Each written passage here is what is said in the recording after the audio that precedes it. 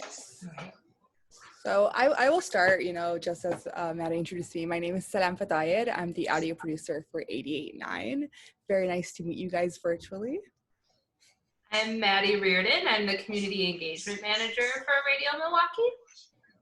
I'm Molly Collins. I'm the Advocacy Director of the ACLU of Wisconsin. I'm Sean Wilson. I'm the statewide organizer for the Smart Justice Campaign. Nice to meet you guys.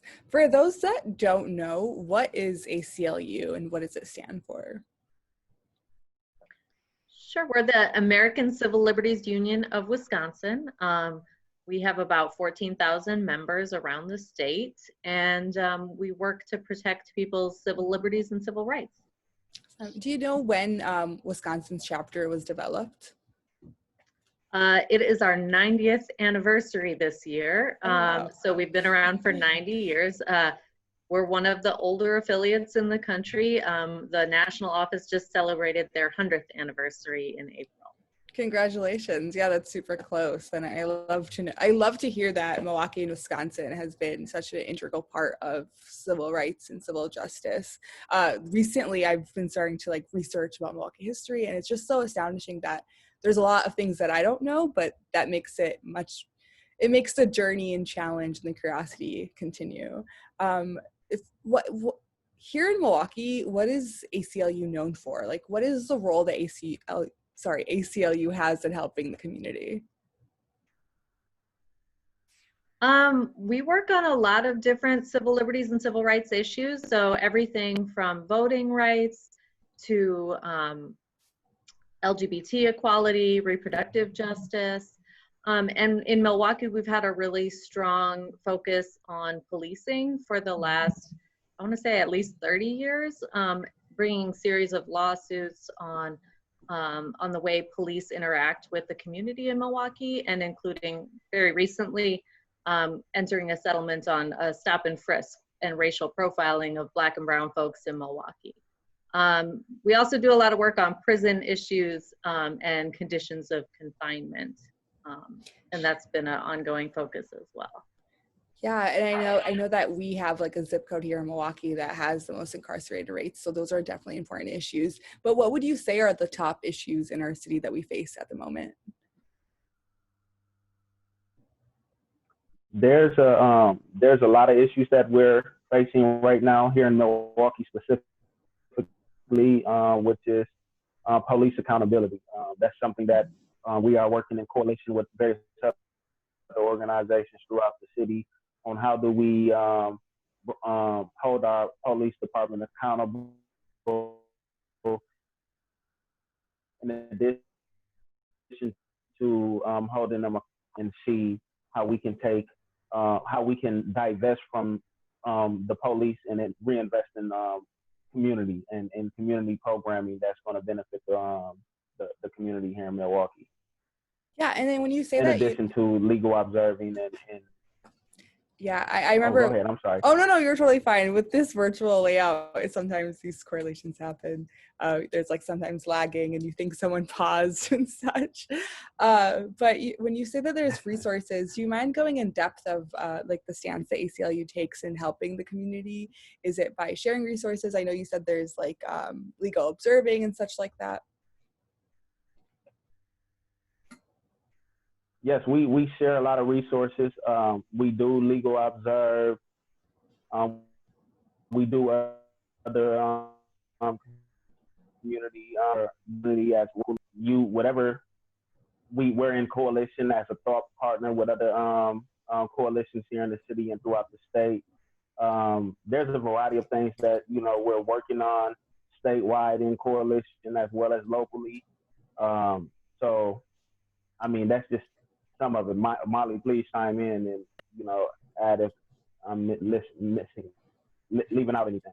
Yeah, I mean, we do, as Sean said, we do a lot of education around the state, teaching people about their rights in police encounters, teaching people how do you register and cast a ballot, especially in this moment where everything feels maybe unsafe to go to the polls. And so how can you still vote and be part of the democratic process?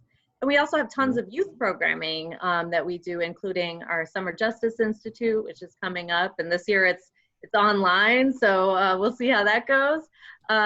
But you know, we have a lot of student alliances at different Milwaukee public high schools, and really just sort of also growing the new or the next generation of civil libertarians, and making sure that people really know what the government's responsibilities and rights are to you as a citizen or as a resident, I should say. 100%. And I love how you added that there are those youth programs, because that's very intentional and integral in curating that generational movement.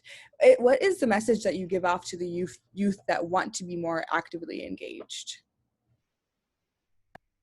I mean, I think like the youth already are really engaged in so many ways. And one thing that I think we help them learn is about sort of the levers of power and who has control over the thing that you want to change.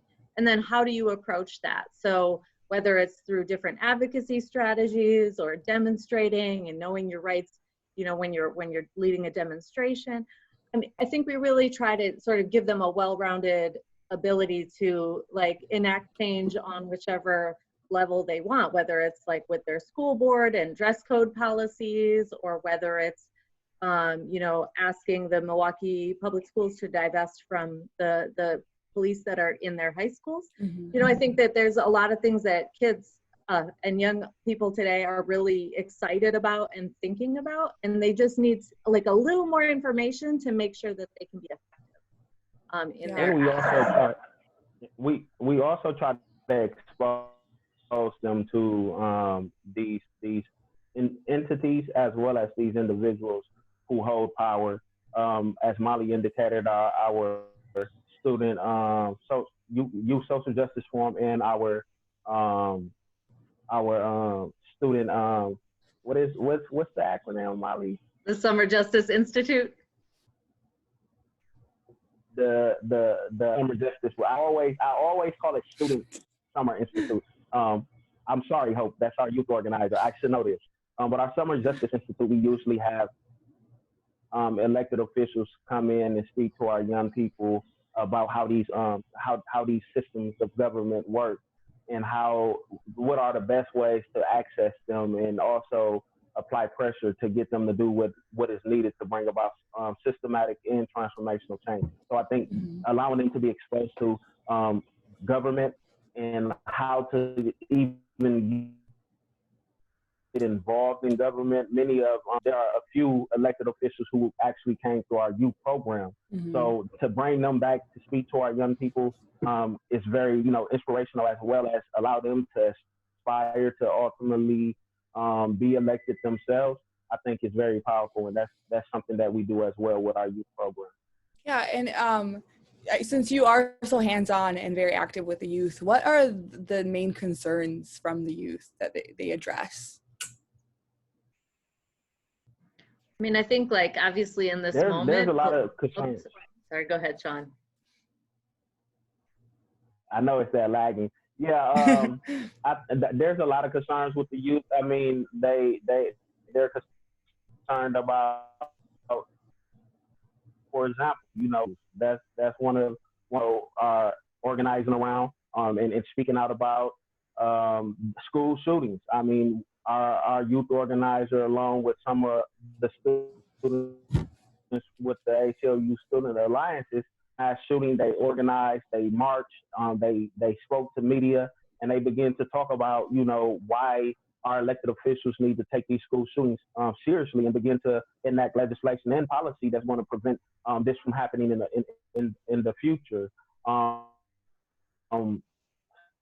What's going on right now with police accountability and police brutality and standing in solidarity with Black and brown communities. The youth are leading the charge. They're the ones that's out in the streets marching and demanding justice. So I think that they're showing in this moment what is of concern to them. And Molly, did you have something you wanted to add? I think Sean covered it, but I mean, really, like, they're concerned about all the same things a lot of adults are concerned about, right? And I think the amazing thing about young people is that they're super brave, and they're not limited in the same way that adults might be. Like, I might feel like, oh, we're just never gonna get the legislature to do anything about gun violence. And then the youth are like, I'm not taking that as an answer, right? Like, they're going to keep pushing, and they're going to be brave, and they're putting themselves out there to really push for transformational change in a way that I think, like, sometimes adults get jaded and a little reticent to push in that way. No, 100%. I completely agree. I mean, I was talking to my friend's sister, and she's like in high school, gonna go to college right now, Generation Z. And I just get so inspired by the passion that they have. And it feels a little bit different than when I was in high school. I graduated in high school in 2014. Although I was like very socially aware, I feel like it's a different world right now because of the education, the things that they're seeing in front of their eyes. But they were joking about how they're socially anxious to like ask for a change of order, like for ketchup and such, but they'll stand up for every other community and like social justice. And I'm like, 100%, I love Generation Z. They make me proud that this is going to continue. But in regards, I've been having conversations with people that are perhaps have been shielded from things that are happening, maybe like racial justice and things like that, and they want to become more actively engaged and involved. From your input, how does the community become more engaged and involved?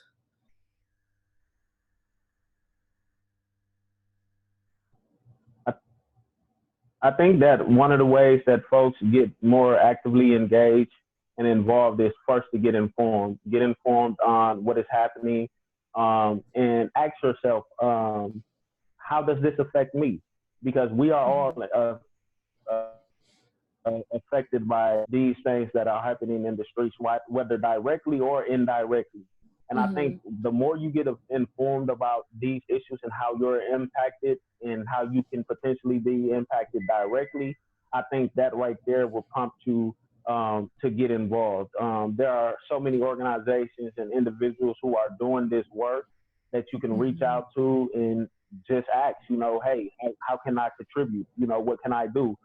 There may be an opportunity for you to phone bank. There may be an opportunity for you to lift up, some of these issues.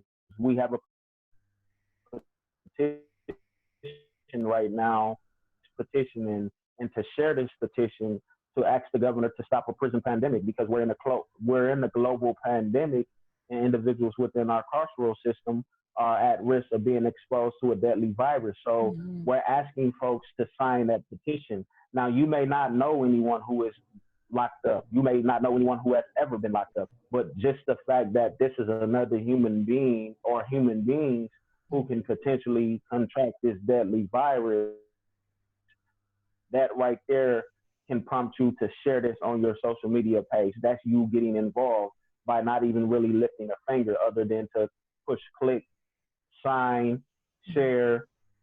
That's you getting involved. That's you contributing to something that will have impact. That's one way. You can join some of the protests that is happening out on the streets, where folks are marching to demand justice for the unjust and unlawful killings of Breonna Taylor, George Floyd, Joel Acevedo, and many other individuals who have lost their lives at the hands of law enforcement. So there are many ways for folks to get involved. I think at the end of the day, you just ask yourself, how does this impact me? And not only how does this impact you, but how would you want folks to respond if injustice was perpetrated against you or your family or someone in your immediate community? And I'm sure your response would cause you to go out there and do what many of these folks are doing in the streets and which is demanding justice. Yeah, 100%. What you said, Sean, really struck a chord, because we've been having this internal conversation here at 889, and it's like, what is our part? And that's one of the reasons why we decided doing Community Stories Live, because it does start with information and knowledge. So hopefully with this series, we can continue shining a light on organizations that are doing the work. That way, if someone doesn't know where to start, there's a complete database of, ways that you can get involved. So I completely agree that it all starts with knowledge. So you understand how your actions cause consequences or injustice or even justice at the same part. And you did bring up the recent protests and the unjust murders of those individuals. How are you guys directly supporting or allocating resources in regards to protests at this moment? So one role that the ACLU plays is we provide legal observers for protests, and the legal observer is really like a referee sort of role, but somebody who watches the way that the police interacts with demonstrators. Obviously, we've seen some really problematic things happening in the last couple weeks in Milwaukee and around the state with police using excessive force, tear gas, rubber bullets, beanbag guns against peaceful demonstrators. And so that's very problematic. We've been in contact with the police departments in several cities about that. But then we also have been working with the Milwaukee Freedom Fund to help folks who have been getting tickets to be partnered with an attorney who can help them with those tickets. So folks can either reach out to the Milwaukee Freedom Fund, or they can reach out to the ACLU at protest@aclu-wi.org and get information on how to be helped with a ticket if they got a ticket at one of these demonstrations. Thank you so much for informing me of that. I know ACLU does so many things on so many ground levels, for example, voting rights, with the protests, with just understanding how government works and how you can get involved. How can we as an organization, but also as people that are listening to this as community members, how can we support the ACLU? Feel free to become a member. You can do that on our website at aclu-wi.org. And also just like be an activist, be somebody who's keyed into these issues in your community. Like the ACLU has a pretty small staff for the whole state of Wisconsin, so it's really helpful to when we get an email that says like, hey, our common council is going to vote on this thing, and if it's in a small community somewhere in Wisconsin, we might not have even heard about it yet, but like I do want to know if they're going to enact really terrible dress codes in your school district, or if your police department is buying military weapons to use against its citizens. So I mean, I think like those are things that people, like if you're getting engaged in your community, if you're paying attention to what your local government is up to, if you're talking to municipal clerks about how they're going to run the next 2 elections in August and November. I mean, I think all of those things are really important ways for us to engage in our democracy. And then like, if you see something that's wrong, flag it to the ACLU or other organizations that are doing this work. Yeah, 100%. And also I would just add that, in addition to everything that Molly just said, you are all a part of the media. You are the media.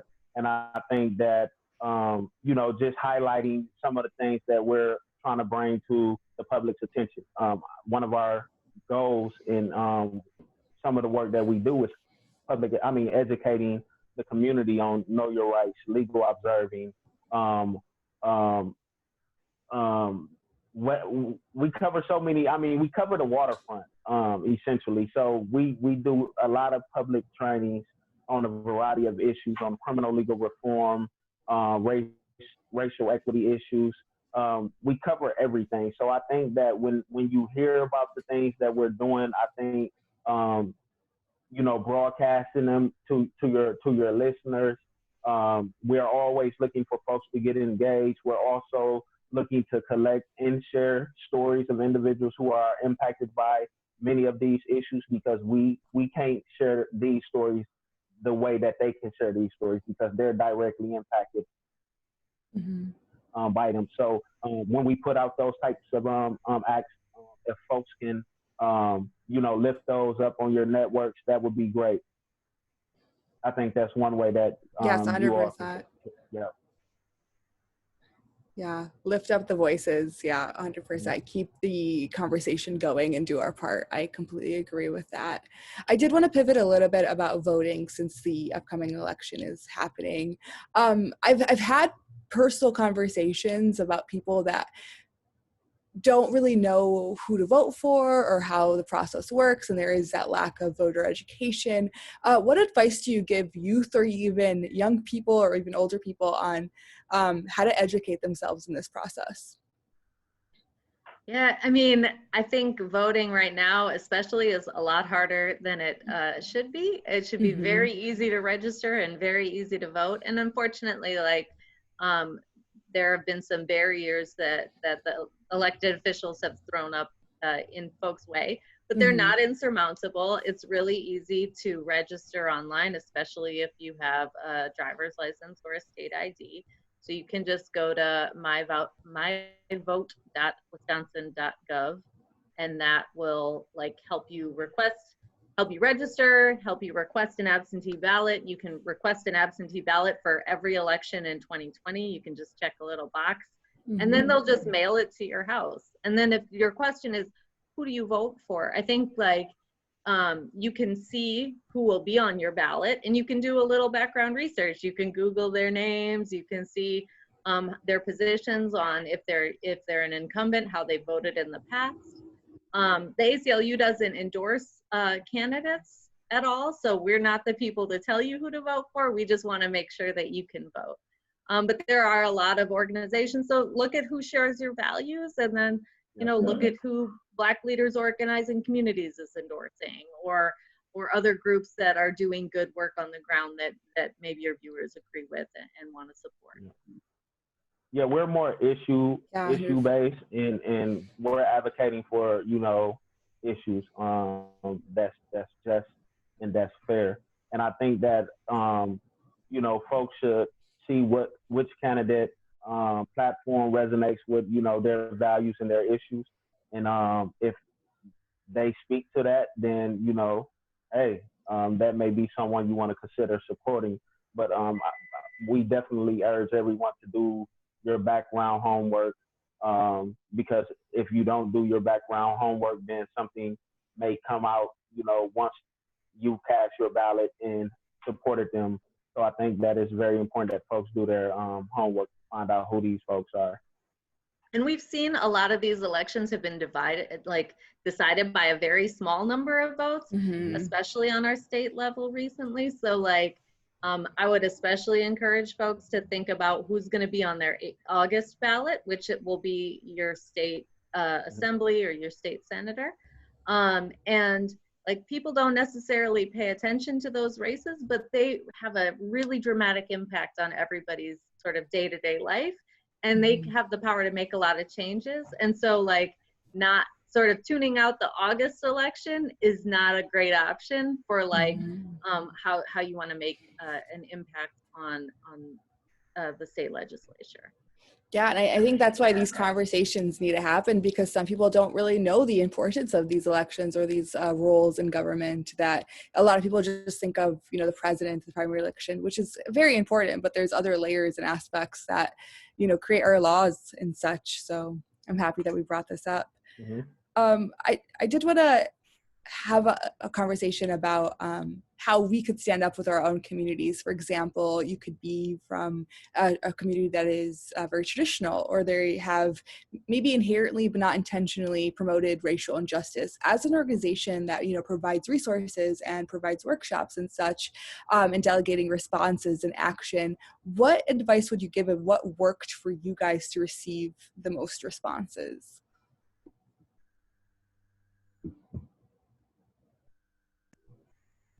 So I think like in this moment, it's particularly important for white folks to educate themselves about racial injustice and to really step into being part of the solution. Obviously, like listening to and following the lead of people of color, but also making sure that we are unpacking and unlearning our own racism that we've grown up with and has been part of our lives and our own privilege.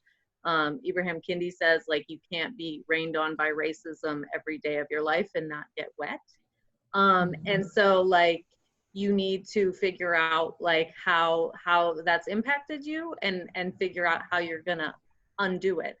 And I think like another really important thing for white folks to be thinking about is when do we engage with the police and why do we call the police? And so, and really like interrogating, like, is that the right thing to do?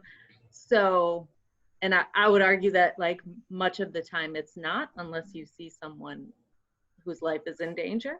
And so I think like thinking about those things, educating yourself, reading, there's so many good books and resources and articles, audiobooks if you're not a reader, if you're a listener, like there's all kinds of ways for you to learn about these issues and figure out how to address those in yourself and with your family and with your community. Yeah.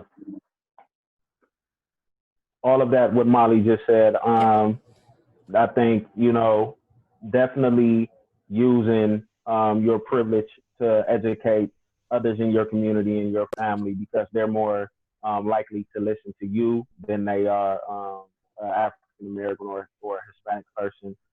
So I think that, you know, if you are tuned in to what's happening out in society, the opportunity for you to sit down and have a discussion about race and racism is with your family and with your community, and then, you know, go out there and grab that bullhorn and march with other folks who are, you know, calling out racism and white supremacy. I think that's very important, that, you know, you begin to dismantle white supremacy, racism within your own home and your community first and foremost, before you attempt to do it in the world and in general society. I 100%. And I think a lot of us and a lot of folks have to move past the uncomfortable, because there's privilege in just, it really is a process, and it won't happen in just a day. And there's a privilege of having a conversation about racial injustice and racism rather than experiencing it. And I've been hearing and seeing a lot of great efforts, and I don't want to diminish that whatsoever, but it needs to continue past the protests and past the petitions. It needs to be a process that is part of the lifestyle of acknowledging this.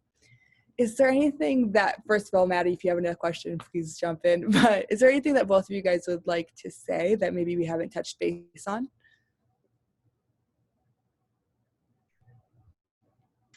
I would love to shout out, Sean does a weekly town hall at 6:30, and it's streamed live on Facebook, on the ACLU's Facebook page. And it's been, since the pandemic, it's been a really like amazing series of conversations. A lot of folks who are formerly incarcerated, who were recently released, talking about how they were experiencing the pandemic in prison. Folks who are, you know, amazing thinkers about police reform. Just it's all up there on the Facebook page. So if you want to educate yourself about different issues, that's one really great way to do it. Sean's been like really like killing these conversations. They've been really great. So at ACLU of Wisconsin's Facebook. Yeah, and I'll be sure to link that in our web post. And if you guys have any other workshops or anything that you would like to delegate to be put there, please let me know. And I'll, of course, do my own research as well and add some information. Yeah. Yeah. I have nothing to add. And mention. Sorry, go ahead, Sean.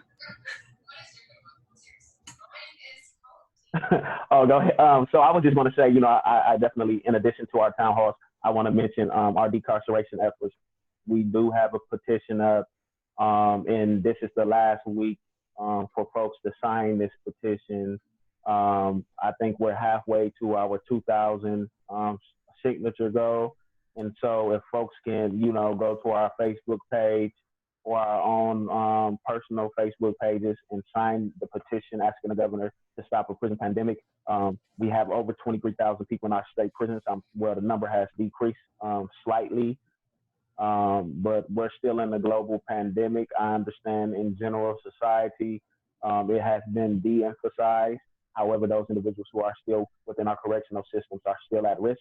And so please, you know, I'm asking your listeners and your viewers to sign our petition asking the governor to stop a prison pandemic. So I just wanted to lift that up as well. Of course. And when you say this is the last week, do you mean by Friday or by Sunday?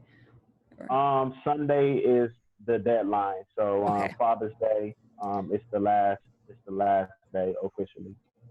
And Unfortunately, you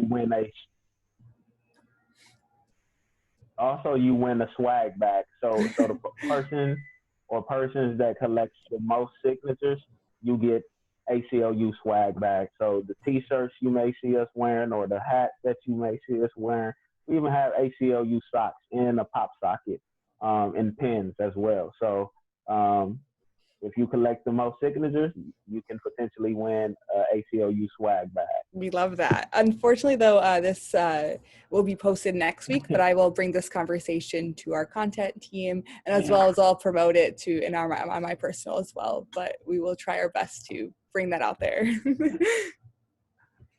I was just going to say. Hopefully telepathically. Yes, definitely. With our third eye. I don't really have anything to add to the conversation. I was just taking lots of notes because you have such a great way of phrasing things. And I'm like, okay, I got to adopt that phrase.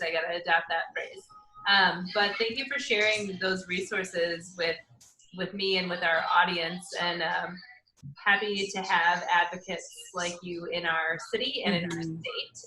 So we definitely appreciate you taking the time to hang out with us for a while. Yeah, and I feel like a lot of people might be disencouraged and, like you said, jaded and think that things aren't happening. But when you have these conversations and you actually inform yourself, there's a lot of great work that's been happening. So it's a privilege to even just report on this and to spread that information. So thank you guys so much for taking the time. Thank you for having us. Of course. No, thank you for having us as well. Okay. Well, you guys have a great rest of your day. Bye, everybody. Bye-bye. Thank you. All right, peace. Bye-bye. Bye.